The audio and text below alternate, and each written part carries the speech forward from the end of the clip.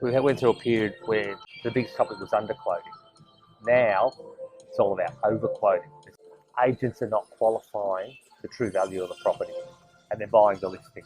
So they're going into Mr. and Mrs. Vendor, your property's worth 1.2, yet they're using comparables from 6-12 months ago, rather than actually today's comparables, which show us maybe 900,000. And then we go through a sales campaign, and then at the end of that sales period, the vendor starting to, the proper conversations are now being had, which should have been had at the beginning, and then the vendor subsequently sells at the lower price. We're going to see more and more complaints of this nature because the old underquoting is not really an issue at the moment. It's not the problem. Now it's become overquoting to your vendors. I think overquoting is as irresponsible as underquoting as far as... It is exactly the same. Yeah. It's a misrepresentation.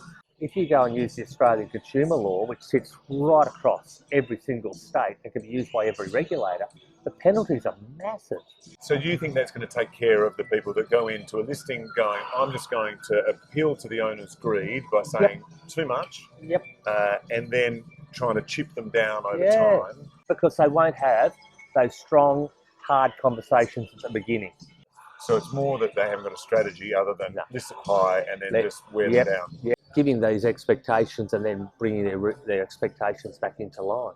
It's just pure sales tactics, and that doesn't work in this marketplace anymore. It's regulated. People won't wear that sort of stuff anymore. So you were the solicitors that have done all the work for open negotiation and preparing all of the contracts. But one of the beauties I like about the process with open is we talk about these misrepresentations by agents about the price, about the underquoting, the overquoting.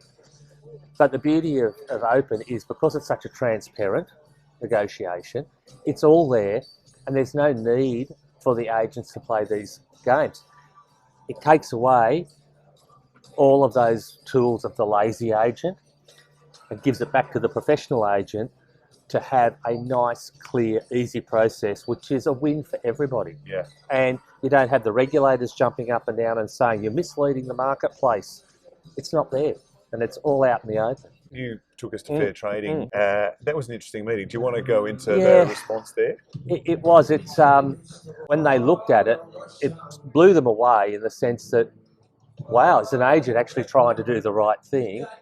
It took away a lot of the objections and things that they were trying to regulate in the industry, particularly with the underquoting, because one of the big issues were agents running around, well, the market's telling us it's worth X.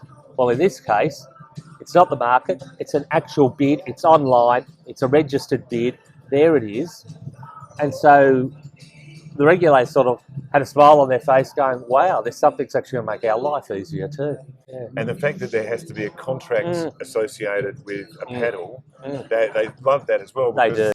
Greg, as always, thank you, my friend. Thank you, Peter. I look forward to continue our conversation elsewhere, and thanks a million. No problem. Thanks everyone for watching.